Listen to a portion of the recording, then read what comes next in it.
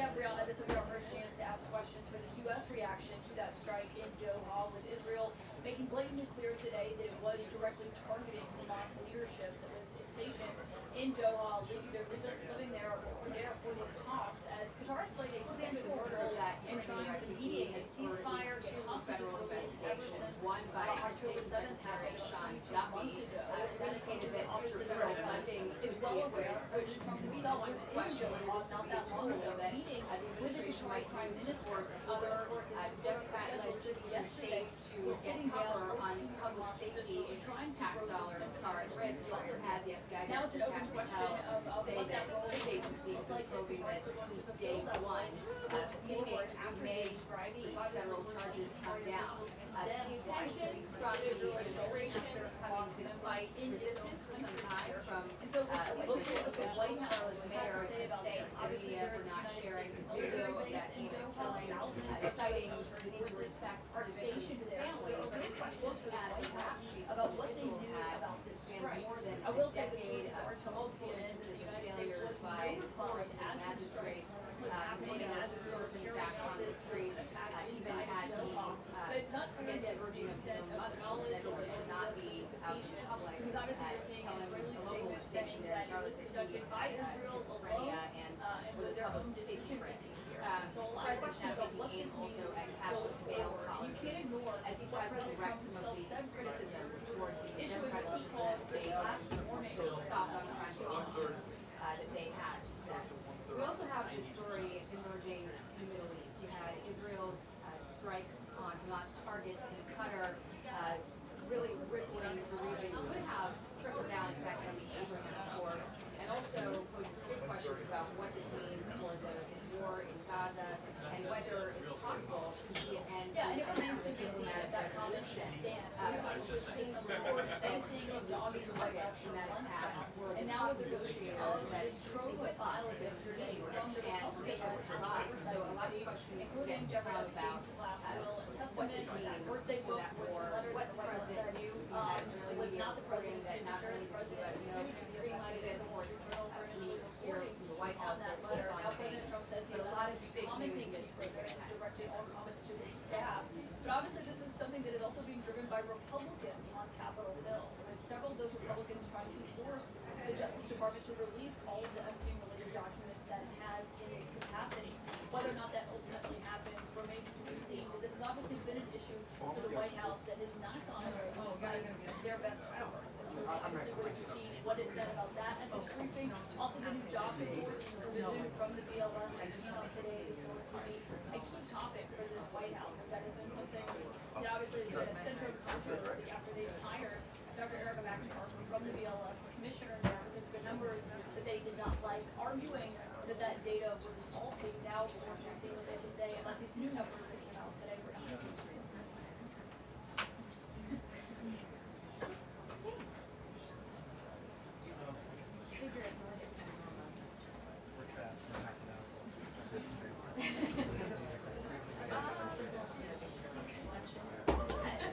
It really brings out your eyes, I'm sure.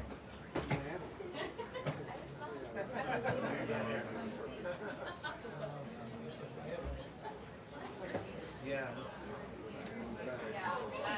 If my mom's birthday on Friday, coffee shows,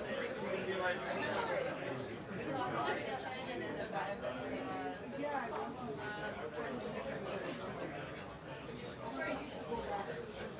and my mom was waiting at the second that she had Yeah, I don't think we should leave it there. I would just move right to the door. I'm trying to take some. Yeah, sure.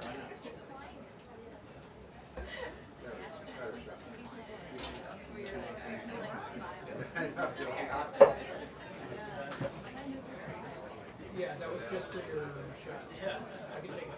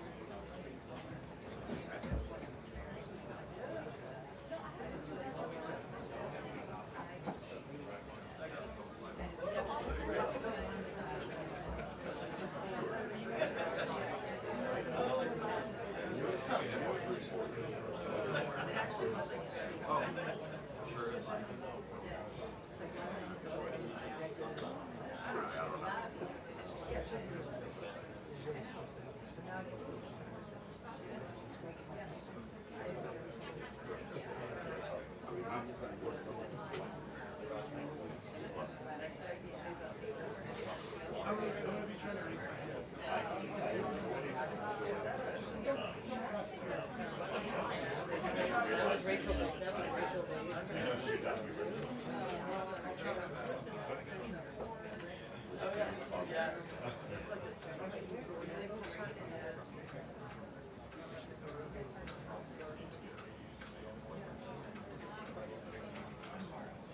hi, it's Skylar. Yeah, nice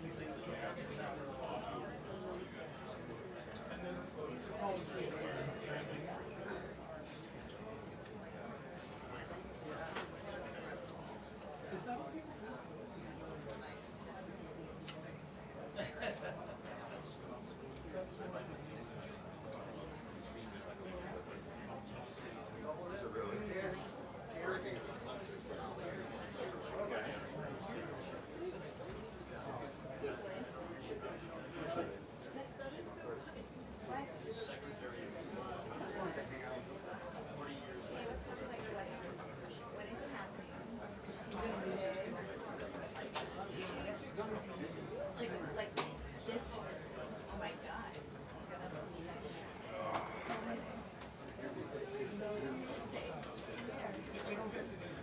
What? Ooh, awesome. Ma'am, I have.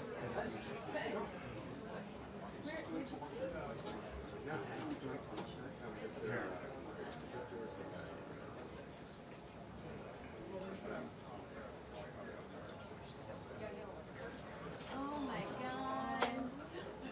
Oh my god. You guys look great. So good. She's stunning. You're doing good.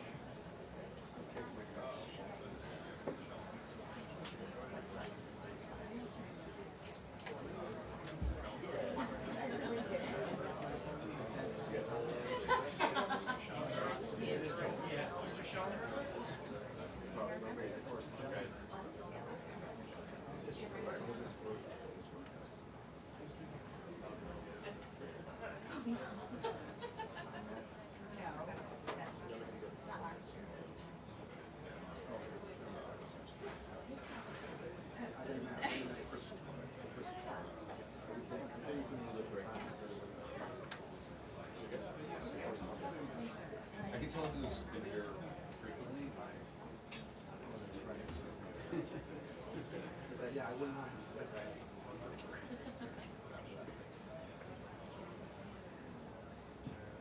What's your wager? Take another 20 minutes. I bet you because of this airstrike. She's got to get to she's got to go. Well, they're waiting to make the right statement. Probably right. So much for optimism.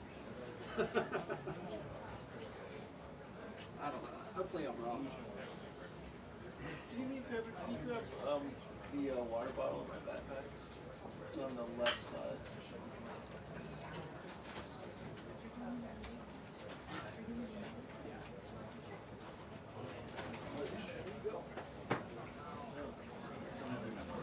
Jackie. Sure.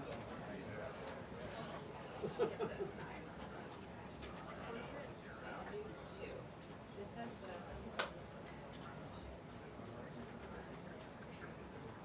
I know, we do some regular, not portrait. You're familiar with that. There's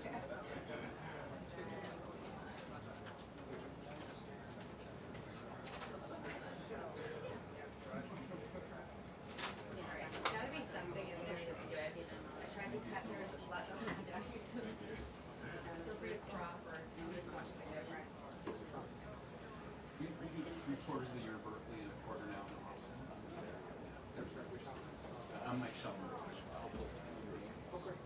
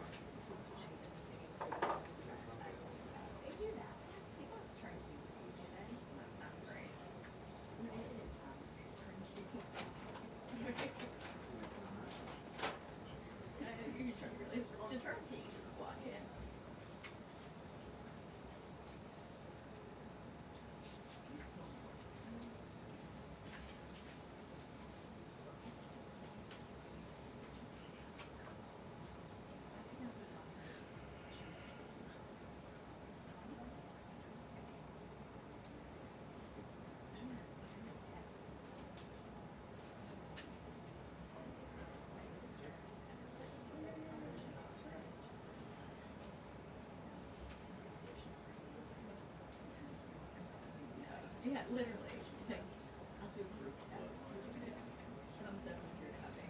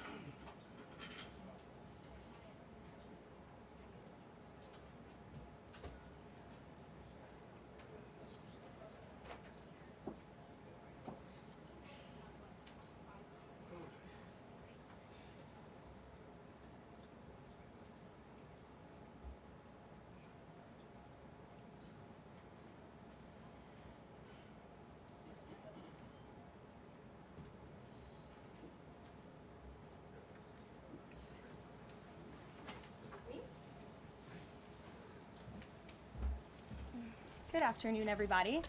Apologize for my tardiness today. Thanks for being here. Another packed room. It's good to see. We'll begin with a scheduling update today. President Trump will commemorate the 24th anniversary of 9/11 on Thursday with a visit to the Pentagon Memorial in the morning, followed by an appearance at the New York Yankees game at Yankee Stadium in the Bronx on Thursday evening. Next week, as you all know, the President and the First Lady will depart for their historic state visit to the United Kingdom on Tuesday, and they return to Washington on Thursday. Today, I would like to address the tragedy that has not received nearly enough media attention, the brutal murder of Irina Zarutska. Here are the facts that many outlets have shamefully and intentionally failed to report until President Trump drew attention to it. On August 22nd, Irina Zarutska was stabbed to death on the rail system in Charlotte, North Carolina, by a savage career criminal. This is a public transportation system that many in the area use every single day to go to school and work. Irina was on the train that night traveling home from her job at a pizzeria, still in uniform from her shift. This beautiful, innocent 23-year-old young woman was a Ukrainian refugee who had recently fled her country for a chance at a safer life and a promising new beginning here in the United States of America.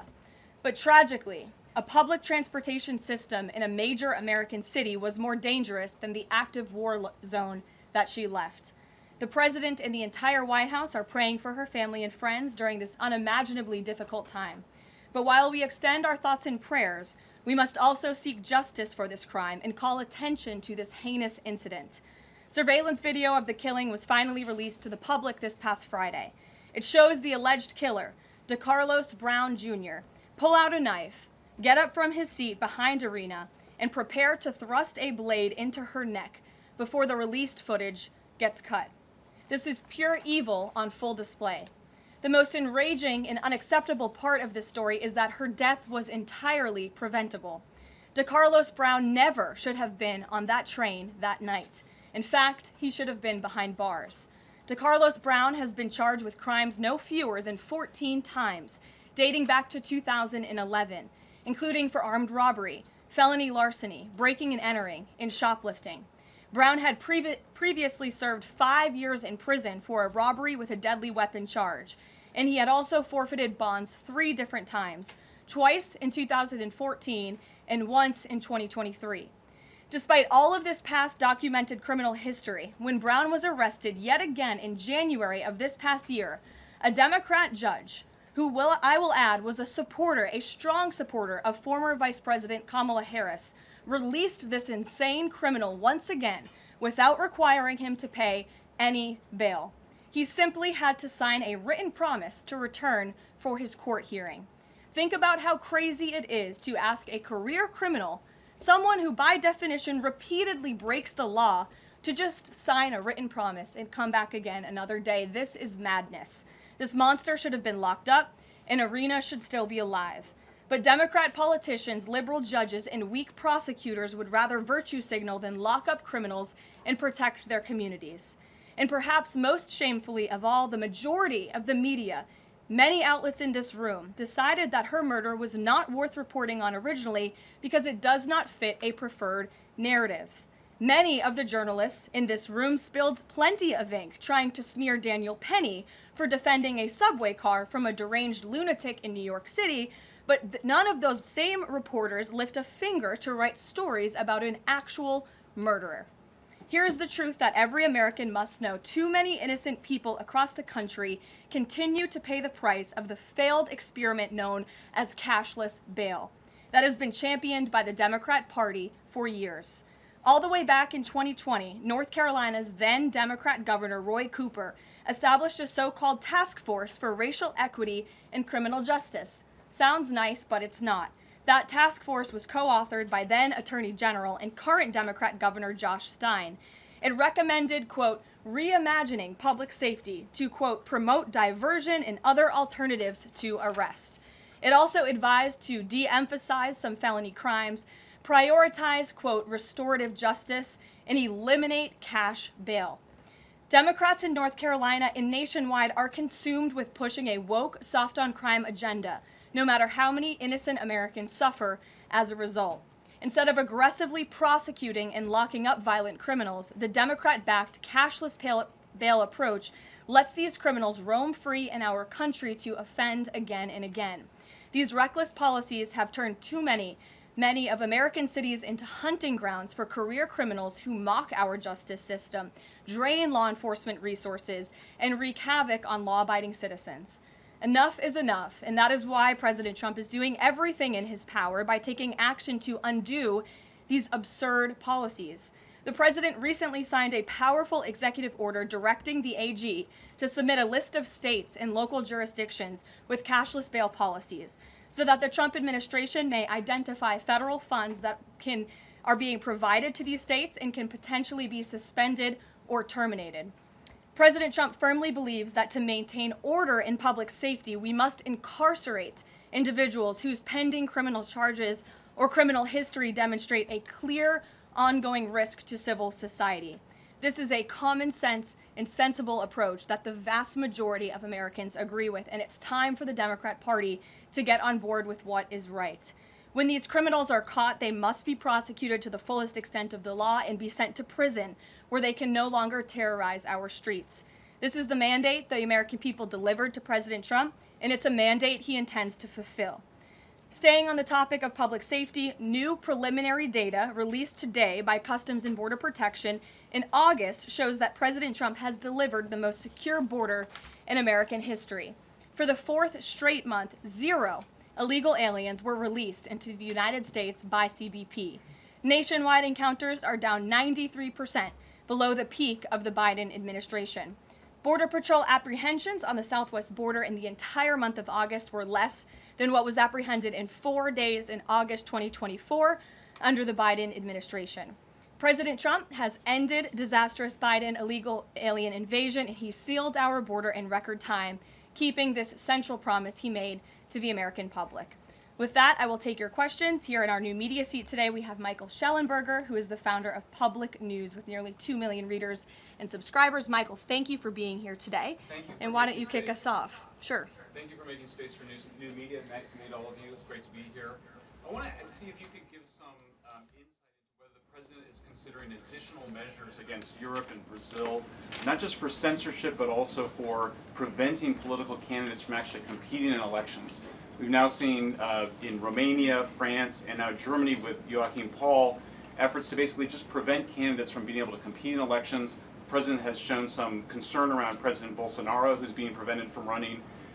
All of this is coming in the context of increased censorship of online platforms, of American platforms, and efforts to censor Americans. I'm personally being investigated under criminal investigation with my Brazilian colleagues for publishing the Twitter Files Brazil. We're very grateful that the president has imposed Magnitsky sanctions on the judge. Is the president considering additional actions, given that it appears that they're going to end up with a conviction against President Bolsonaro, preventing him from running?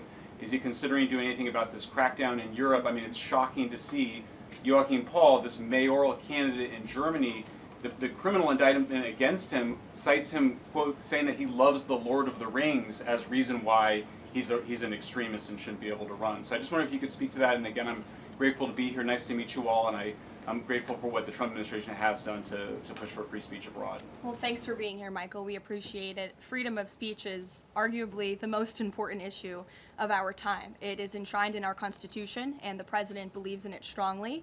He himself faced censorship in his road back to this beautiful Oval Office here in Washington, D.C., so he takes this very seriously, as does, I know, the Vice President of the United States and the entire Trump administration, which is why we have taken significant action with regards to Brazil in the form of both sanctions and also leveraging the use of tariffs to ensure that countries around the world are not punishing their citizens in this way. And at the same time, the president is, while he's leveraging the United States to safeguard our interests abroad, he's also making sure that freedom of speech remains here in the United States of America. So I don't have any additional actions to preview for you today, but I can tell you this is a priority for the administration, and the president is unafraid to use the economic might, the military might of the United States of America to protect free speech around the world. Quick follow-up to that? Sure. Quick follow-up, which is just, there was a Reuters story saying that the Trump administration was looking at this Europe-U.S. trade deal as one of the sticking points, this issue of the censorship not just of U.S. platforms, of Americans. Do you have any updates on how those trade talks are going?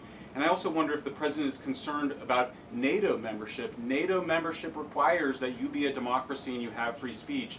Is it possible that some of these actions that we've seen in Romania, France, and Germany would disqualify those countries from being in NATO after this? I have not heard the president discuss NATO membership in regards to this issue in particular, but I have heard him discuss the issue of free speech and the importance of free speech with foreign leaders around the world, including the Prime Minister of the United Kingdom. When we were in Scotland, the president brought this up and how important it is for the Prime Minister to protect free speech in the UK and in various conversations with other world leaders. So he brings it up, and I think the entire world knows that this is a priority for the President of the United States.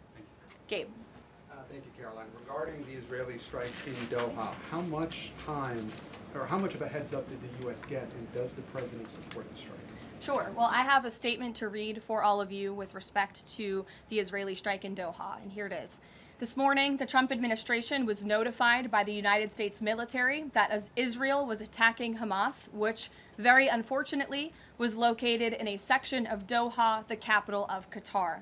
Unilaterally bombing inside Qatar, a sovereign nation and close ally of the United States that is working very hard and bravely taking risks with us to broker peace, does not advance Israel or America's goals.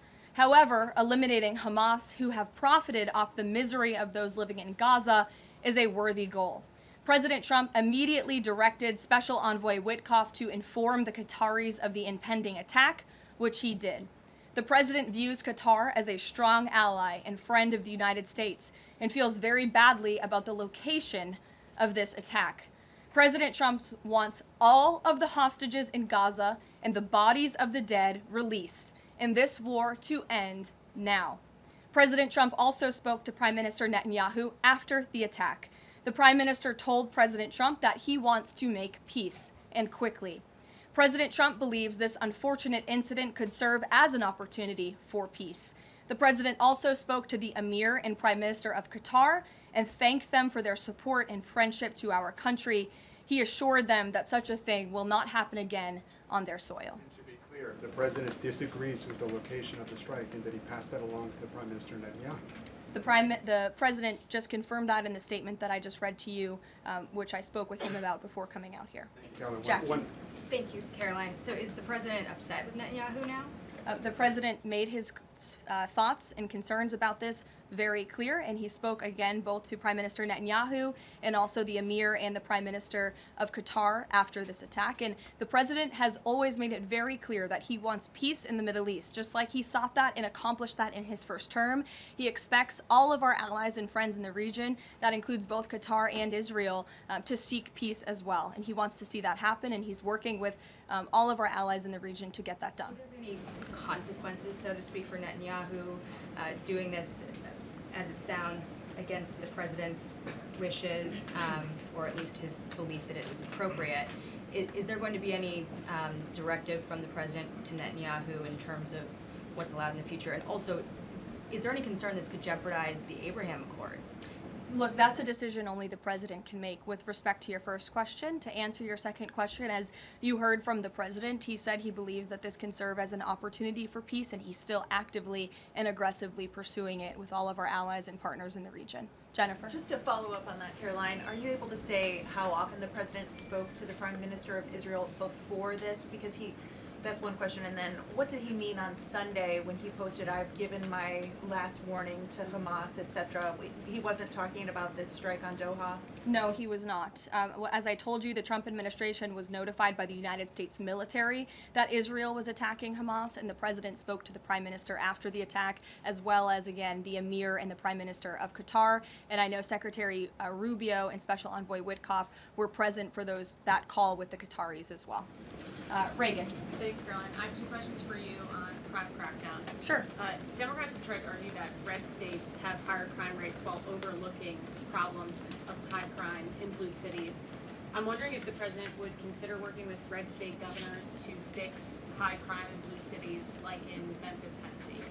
So first of all, I want to get to the premise of your question, Reagan, which is being pushed by Democrats, that there is crime in red states. Of course, there is crime in all states, but the crime in these cities is all in cities that are run by Democrats. If you look at the list of the top 20 high crime cities in the United States, every single one, with the exception of one in Louisiana, is run by a Democrat. And these Democrats have supported the same policies that I spoke about at the beginning of this briefing, like cashless bail. If you look at a red state, Mississippi, but a Democrat-run city in that state, Jackson, in 2019, Jackson, Mississippi eliminated cash bail for virtually all misdemeanor cases. And while Jackson is not formally a sanctuary city, the state of Mississippi formally banned sanctuary cities, and this city has acted as a de facto sanctuary city for criminals and illegal aliens since 2017. Same thing, Birmingham, Alabama, a Democrat-run city in a red state. In 2017, the Birmingham City Council unanimously passed a resolution, quote, committing to establish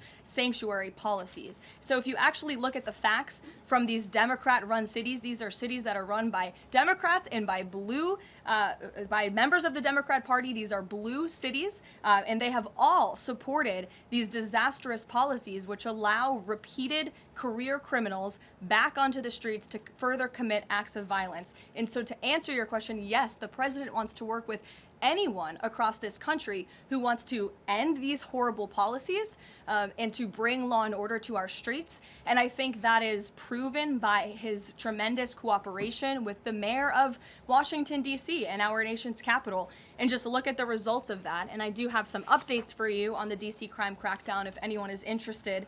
There have been a total of 2,177 arrests made since the start of the operation on August 7th. Just last night, there were 57 arrests made in Washington, D.C. Of the 57 arrests, there were 14 illegal aliens who were arrested, many of whom had prior criminal histories. And other arrests just last night in our nation's capital, so you all can be very grateful for this. Our great men and women of law enforcement, both federal and local, working together as they should, made an arrest on a warrant for assault with the intent to kill. The subject shot 2 adult males after an altercation. They made an arrest on a warrant for an armed carjacking. The subject assaulted an adult male in the face with a firearm and then took his keys. We also made an arrest on a warrant for simple assault and the destruction of property and subsequently charged with second-degree theft. Last night in D.C., there was an arrest for possession of a controlled substance with second-degree theft. There was an arrest for possession of a controlled substance with the intent to distribute that subject. The person is also a subject of interest in a homicide and a carjacking. Last night in D.C., we also arrested a felon in possession of a firearm who was carrying that firearm without a license. So these are the career criminals. These are the bad guys that we are picking up in Washington, D.C. every day. The president would love to do this in every Democrat-run city across the country, and he hopes that more Democrats will call the White House to allow us to help them. One more that's D.C. specific. Congress is poised to not extend Trump's federalization of the D.C. police. Mayor Bowser signed an executive order formalizing cooperation with federal forces. You just mentioned all the success that the operation has had. Does the White House believe that the Mayor Bowser's action is enough to continue the crime crackdown? We are very grateful for the mayor's cooperation in this effort, and we look forward to continuing to work with her and the Metropolitan Police Department. Bloomberg. Thanks, Caroline. The president says, he was planning to speak with Putin soon. Can we expect a phone call between the two leaders this week? I don't have any phone calls to read out between you, the president, and any other foreign leaders. Ed. Yeah, thanks, Carolyn. I want to ask about the benchmark revisions that came out. If you look at the revisions between March of 2024 and March of 2025, and you do a little math, it averages out to 73,000 jobs roughly per month added to the economy, less than what was thought. When can we expect the Trump administration, now that their policies are rolling out, for that increase, that average to increase? Well, let me just say something about the revisions that came out this morning. And this was one of the biggest revisions in absolute terms in decades. In the benchmark year, March 2024 to 2025, shows that the job growth was vastly weaker during the Biden administration than ever previously reported. Between this revision and last year's, job growth was actually overstated by approximately 2 million jobs. And the Biden administration stood up here and vouched for that data and told you that data was real. And when President Trump calls into question the veracity of that data, like he did before he took the oath of office and even now as President of the United States, States, he was ridiculed for that. And turns out this revision proves two things. Number one, the president was right, and this is why we need new leadership at the Fed. And this makes it very clear that President Trump inherited a much worse economy by the Biden administration than ever reported. And it also proves that the Federal Reserve is holding our monetary policy far too restrictive. Interest rates are too high. The Fed needs to cut the rates because of the mess that we inherited from the Biden administration. Time frame. The president has said a year. Secretary Besson said maybe the fourth quarter. When can we expect these numbers to increase? Well, first, we need accurate numbers. We need truthful and honest data, which is why the president took the monumental step to try and appoint and confirm new leadership at the BLS so we can have data that we can actually rely on. And that's what the president is doing, and we hope that his nominee will soon be confirmed. Charlie. You addressed the crime of Irina Zurika, and the president has done a lot to deliver justice for victims of crimes like that horrific stabbing. And the Epstein files are back in the news because a lot of Americans feel that that Jeffrey Epstein's victims never got justice. Does the president care about these victims? Do you think he can does he want to deliver more justice for them, and is he willing to meet with them? The president cares about victims of all crimes, and that's why Republicans in the Trump Department of Justice have done more in terms of transparency when it comes to the Epstein case than any prior administration. And why are the Democrats all of a sudden caring about this? It's because they are desperately trying to concoct a hoax to smear the President of the United States. We have seen this time and time again. Ro Khanna and all of these other Democrats, they could have cared about those victims 4 years ago when Joe Biden was in office. They could have pushed for transparency then. Unfortunately, the Democrats are using victims as political pawns to try to smear and to push a hoax against the President of the United States.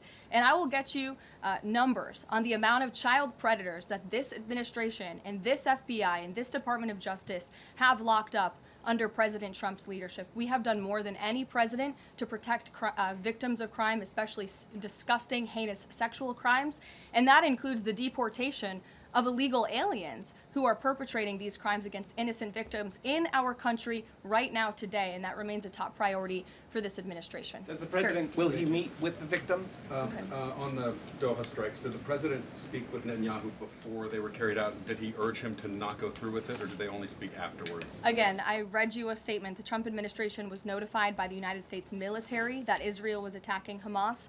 The president directed his special envoy Witkoff to immediately call the Qataris, and after the attack, he spoke to Prime Minister Netanyahu. Behind you. Thank you. Go ahead. About the Epstein case, would the White House support a professional handwriting expert review of the document released yesterday to prove that it's not the president's signature?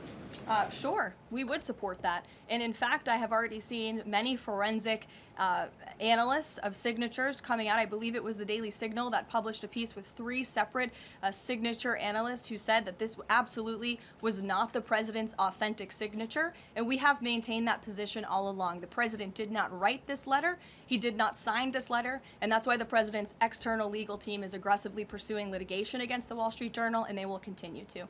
Christian. Thanks, Caroline. Following up on Ed, now that we have these revised jobs numbers, is the president concerned at all that price spikes, stemming from his tariffs through the end of the year, might actually be driving the country towards a depression or a recession? What I'm asking is he committed to these policies now that we know how faulty the jobs data was?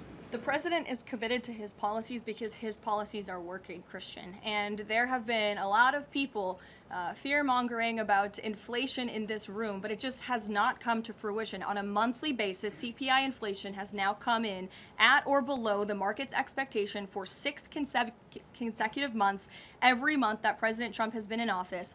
Overall, inflation has run at a 1.9% average pace in the president's first 6 months in office. I would have told all of you that in January, you would not have believed me, but those are the facts and those are the numbers. And we also see many other positive signs in economic indicators like real GDP. In the second quarter, it was revised up to 3.3%. That beat the market's expectation. We know there's a capital spending boom right now, which we know is one of the greatest economic indicators of job growth. We know wages are increasing at a far faster pace than they were under the previous administration. We see productivity in the second quarter was also revised up up to a strong 3.3%. In total industrial production, factory output also surged. All of this means the economy is moving, people are working, people are spending money. You look at consumer spending, that is also ticking up and in the right direction. And a large part, it's because of the incredible work the president has done in terms of energy and unlocking our energy dominance in this country. Again, these jobs, the numbers from the BLS today prove that the economy was an absolute mess, and we are working every single day to fix it, and all of those indicators I just read for you are positive sign of what is to come. Just one more quickly on Sure, trade, Danny. I just wanted to get a bit of clarity on the sequence of events for the Doha attack and the notification. You said that the U.S. military notified, if I got it right, the Trump administration was notified by the U.S. military. That's right. Was the U.S. military notified by the Israeli military, or did the U.S. military detect an incoming Israeli attack on Qatar? The U.S. military notified the White House and the President of the United States. That's all I have to share for you on that, Danny. Thank you. Jeff. Also following up, you said that the president assured the leaders in Qatar that this would never happen again. Did he say that to the Prime Minister of Israel, and did Prime Minister Netanyahu agree to that? The president told that to the emir and the prime minister of Qatar, and the president also overstressed the importance of peace in the region in his conversation with Prime Minister Netanyahu as well. And Prime Minister Netanyahu told President Trump he wants peace and he wants it quickly. That's what the president expects to happen. The president is very clear in the statement that he just had me read, and you will all see it out on Truth Social very shortly, I am sure. The whole world will see it. He wants all of the hostages released out of Gaza, and he wants this war to end. Those are two clear directives that the president is making very clear for the entire world to understand. Mary. But Qatar obviously has been helping to negotiate these ceasefire talks. Does the president think that Israel is undermining negotiations by striking Qatar? Is he concerned that Qatar's no longer going to want to play that intermediary role? I think the president addressed that in the statement. I can read the whole thing for you again. I think it's very thorough because the president wanted to address all of your questions. We wrote, unilaterally bombing inside Qatar, a sovereign nation and close ally of the United States that is working very hard and bravely taking risks with us to broker peace, does not advance Israel or America's goals. However, eliminating Hamas, who have profited off the misery of those living in Gaza, is a worthy goal. So he answered that question and to be himself. clear, you can't say that Israel informed the U.S. What I can tell you is the United States military informed the Trump administration. Thank you. A quick follow on that. Can you tell us when the U.S. military was notified, given that the largest U.S. military base is in Doha? And then I have a question on D.C. crime. This morning, just before the attack, as I said earlier as well. Okay, thank you. And yesterday, the president spoke about D.C. crime and talked about how there was virtually none. And then he expressed frustration about things that take place in the home they call crime. He said, they'll do anything they can to find something. If a man has a little fight with the wife, they say this is crime. See, now I can't claim 100%. Exactly what crimes was the president referring to? He wasn't referring to crimes. That's exactly the point he was making, Ouija. What the president is saying is that these crimes will be made up and reported as a crime to undermine the great work that the federal task force is doing to reduce crime in Washington, D.C. And I think the president has every reason to believe that, given the efforts of many reporters in this room who actively seek to undermine the president and what he's doing in our nation's capital. We all know that deep inside you all agree with this because you all live here, and I'm sure you are very grateful for the administration's efforts to make the city, which we all reside in, much safer for ourselves and our families. Michael. Thank you, Caroline. Florida Congressman Randy Fine is calling for judges to face consequences if the violent repeat offenders they release go on to commit new crimes. Is that something the president supports? It's not something I've heard the president discuss. You can ask him yourself next time you have the opportunity to. How's that? Caroline, one more question. On Thursday, President Trump will head to the Pentagon and also to New York City in honor of the 24th anniversary of 9/11. Has the president expressed any interest on creating or having congressmen create a new 9/11 commission to answer some of the ongoing questions many Americans have about that day? I, again, have not heard the president discuss that. You're welcome to ask him yourself, but I do know he very much looks forward to going to both the Pentagon and the Yankees game in New York City on Thursday to commemorate the 24th anniversary. As you know, the president is a New Yorker at heart. He loves the city very much. It is his home, and you'll hear more about that on Thursday when the president speaks on this himself. Kelly. Karoline, thank you. I wanted to ask you a question about the president speaking yesterday before the Religious Liberty Commission. As you know, he's created the White House Faith Office, the Task Force on Anti-Christian Bias, and yesterday he talked about the importance of the Bible in America and the importance of prayer in America. Some people have criticized him for that in stating that he's espousing Christian nationalism. Yet the president has called on the American people to band together in praying for this nation for people of all faiths. How important is that to the Trump administration, and are there guidelines for implementing that? Well, last time I checked, it's not just Christians who pray, it's people of all faith who pray, and that's what the president wants to protect, the religious freedom for Americans of all faith. And he spoke about that yesterday, and that's why he was very proud and excited to announce this new initiative, Pray America, encouraging all Americans to pray for our country and the goodness of our country leading up to America's 250th birthday next year. Why don't we take some from the sides? Elizabeth, go ahead. Thank you, Caroline. I have two questions. Sure. First, on prayer again. Is the Trump administration looking for the forthcoming prayer guidelines to challenge existing court precedent on the right to pray in public schools? Well, the president spoke about that yesterday, and some of the changes we are making to ensure that the religious liberties of America's students and our youth are respected in public schools. In fact, he had a young student and invited him on stage to share his story about how when this young boy spoke about biological and biblical truth in his classroom, he faced consequences for that, and how Americans of faith should not be facing consequences for expressing their religious freedom and their religious views. Not in any public school in America should that be happening. You heard the president talk about that yesterday. Sure. Caroline, thank you so much. Regarding Israel attacking Doha, beside a phone call, what was President Trump's involvement in the attack, if any? Look, I don't have anything more to read out for you on this other than the very lengthy and thorough statement that I have shared repeatedly now. Sure. Go ahead. Thank you. After the Supreme Court ruling yesterday on the ICE raids in Los Angeles, some, particularly non-white U.S. citizens, are saying that they're going to begin carrying their U.S. passports with them at all times. What is the White House's response to Americans who are concerned about being swept up, as others have been already, in these enforcement actions? They should not be concerned, because this administration is focused on the detention and deportation of illegal alien criminals who broke our nation's immigration laws. And the Supreme Court upheld the Trump administration's right to stop individuals in Los Angeles to briefly question them regarding their legal status, because the law allows this, and this has been the practice of the federal government for decades. And the Immigration and Nationality Act states that immigration officers can briefly stop an individual to question them about their immigration status if the officer has reasonable suspicion that the individual is illegally present in the United States. And reasonable suspicion is not just based on race, it's based on a totality of the circumstances to review.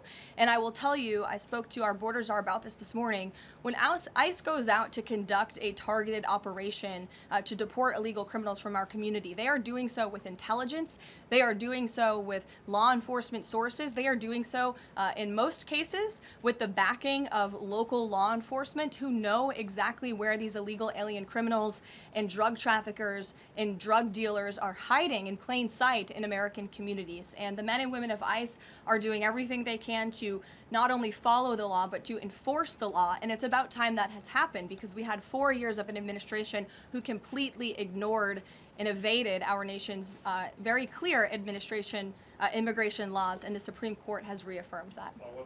Sure. Thanks, Caroline. One of the other documents released by the House Oversight Committee contained a photo of Jeffrey Epstein holding an oversized check that was made out to him in the check from the president for $22,000 for a fully depreciated woman. I wondered if the president has any recollection of that, or what you guys make of that photo that was included in those documents. Did you see the signature on that check? It is not Donald Trump's signature. It is absolutely not. The president did not sign that check. But does he recognize Jordan, the woman? go Caroline, ahead. on the, No. on the New York City election, Caroline. is he Well, considering? I'll take both of you. Go ahead. So first, is the president considering offering Mayor Eric Adams a job? If so, why? And does he think Curtis Lee was a serious candidate for New York City mayor? Look, the president has made it quite clear he wants this race to move forward in New York City. He does not want a communist to be running New York City, but as for weighing in on other individual candidates, I'll leave that to the president to do himself.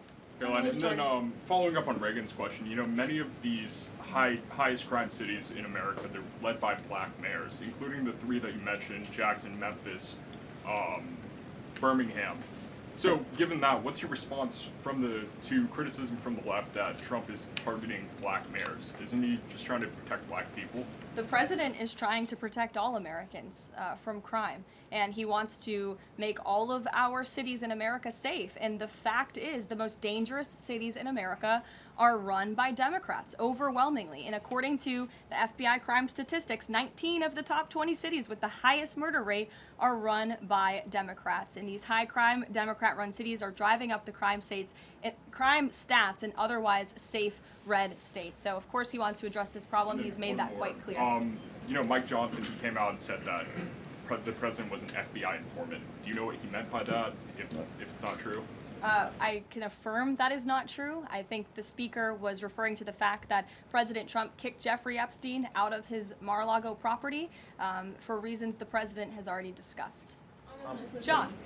Oh, thank you, Caroline. First of all, as a Washington, D.C. resident with my family, I just want to thank the administration for revitalizing safety here. In the last 3 weeks, it's been stunning. Well, I want to go to Virginia. All of a sudden, out of the blue, Winsome Sears has closed the gap on Abigail Spanberger. Got 4 issues. Coerced abortions in Fairfax County without telling mom or dad, no parents. Girls going in boys' bathrooms on film, right? 2 of the young fellows get suspended for complaining about it. Virginia Beach man, an innocent man, is now died in a car crash by a drunk illegal going on the other side of the road, and now you got Spanberger's got these racist signs. When are we going to get the president to make an official endorsement of Winsome Sears and maybe come and campaign in South West Virginia? Well, as you know, I'm very limited in what I can talk about when it comes to political endorsements in future elections from this government podium. But all of the issues that you just mentioned I know are very important to the president, and it's quite common sense. It's the foundation of the Republican Party, and it's what sent this president back to the Oval Office. We want to keep men out of women's sports and bathrooms. We want criminals to be locked up. The president wants to see law and order in every state across the country, but as for political endorsements, I'll leave that to him and his political advisors to make those. Sure. Haley. Thanks, Caroline. I have 2 questions for you, if it's okay. One on Doha and one on immigration and crime. Sure. On Doha, ahead of the strike we saw today, did the administration at any point try to dissuade the Israelis from the potential for an action like we saw today? Again, I have answered questions repeatedly on this. I have a very lengthy statement which we will release after this briefing for all of you to read and to report on once again. Okay, and then on a case in Maryland, the killing of Dakara Thompson, there are reports that the suspect arrested for her murder was in the country illegally and arrested and released for driving under the influence both in 2022 and in April of this year by U.S. Park Police. Is the administration looking into what process allowed this to take place? Yes, we absolutely are. As soon as we saw this case, we ensured that the Department of Homeland Security and the Department of Justice were on it, and I can assure you that they are. This is another heinous act of violence against someone who should have never been in our country illegally in the first place, and that's exactly why the deportation of illegal criminals from our country is a top priority for this administration, and it's something that is happening every single day, and I would encourage all of you to continue to report on the very violent illegal alien criminals that we are deporting daily from American communities across the country. We will never understand how many lives have been saved by these efforts, or how many lives would have been lost if not for this president and the administration's policy to deport illegal criminal aliens. Thanks, Caroline. Follow-up on Charlie's question. Would the president meet with the Jeffrey Epstein victims? I don't have any meetings for you to read out on that. Go ahead. Thanks, Caroline. Is the Trump administration considering a ban on transgender Americans owning guns? Is that something the president would support, even as we've seen some gun groups oppose the idea of it? I saw reporting on this. I understand there were very preliminary, low-level discussions about this at the Department of Justice, and then sometimes those discussions are reported as fact. I'm not tracking any potential actions on this front, and I'll let the president weigh in on that. It's a policy decision, and it's far too early or would be premature, inappropriate for me to weigh in on it at this point in time. Behind you. Go ahead. After the immigration raid at the plant in Georgia on Friday, the president said over the weekend that he's open to some kind of changes in perhaps rules or visa rules or law that would prevent something like that happening in the future for skilled workers to train American workers. That's right. Can you confirm that and that the administration supports those changes, and what exactly would that look like? Well, the president said it himself in a statement that he put out on Sunday night, where he is very grateful for foreign companies from around the world and the investments that they are making right here in the United States of America. And he understands that these companies want to bring their highly skilled and trained workers with them, especially when they're creating very niche products like chips, or in this case in Georgia, like batteries. But the president also expects these foreign companies to hire American workers, and for these foreign workers and American workers to work together to train and to teach one another. And so he expects these foreign companies to hire American labor. We want Americans to have these jobs. Americans need these jobs, but he also understands the need for these companies to bring over their workers who already have these skills. So I think it's a very what those changes might be? I think it's a very nuanced and responsible and sensible approach for the president to take. And I know that the Department of Homeland Security and the Department of Commerce are working on this matter together. I would defer you to them for any further action on this front. Karoline, thank you. Just, I want to follow up on something you said. You said the Epstein documents are a hoax that Democrats are perpetrating against the president. You've said he didn't sign that check, that he didn't sign the birthday card that he allegedly signed. So what is the theory, since these documents came from the Epstein estate?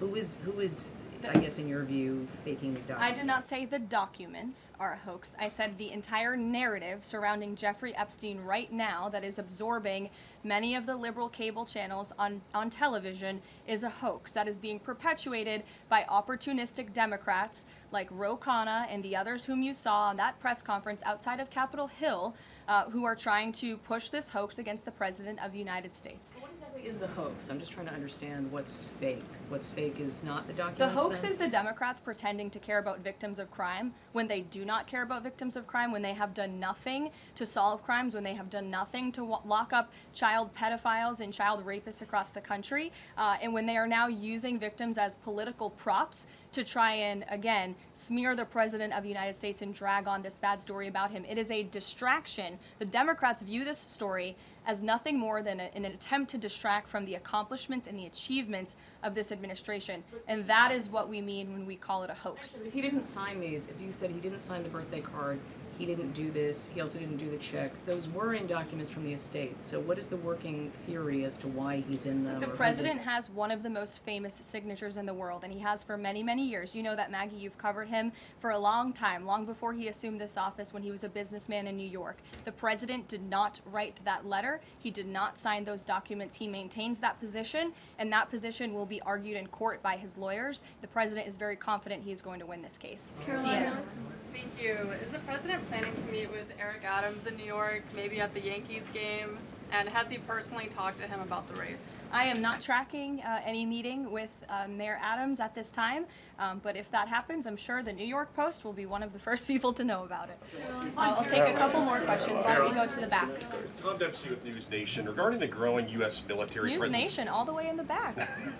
regarding the U.S. military, the growing U.S. military presence in the Caribbean, when asked directly about possible future military action, President Trump responded, "You're going to find out." What can the U.S. public expect of that situation moving forward, and what sort of ongoing threat does Trendeo Agro? I think it would be very unwise of me to preview what the president meant from this podium. But I think what the heart of what the president was saying, I know what the heart of what the president was saying and this administration believes, is that the regime in Venezuela is illegitimate. And it is unacceptable to this president and this administration to traffic illegal, deadly drugs into the United States of America. And that's why the president and the administration took very strong action against a boat and 11 narco-terrorists in international waters, as you all saw. I think that sends a very strong message to drug traffickers around the world. The president will not tolerate it, and the amount of drugs on that boat represents the lives of thousands of Americans that could have been killed by that deadly poison, and we're not going to allow that deadly poison to come into our country. The president will be signing a proclamation in the Oval Office later this afternoon, and we will see you all later. Thank you. Thank you. No.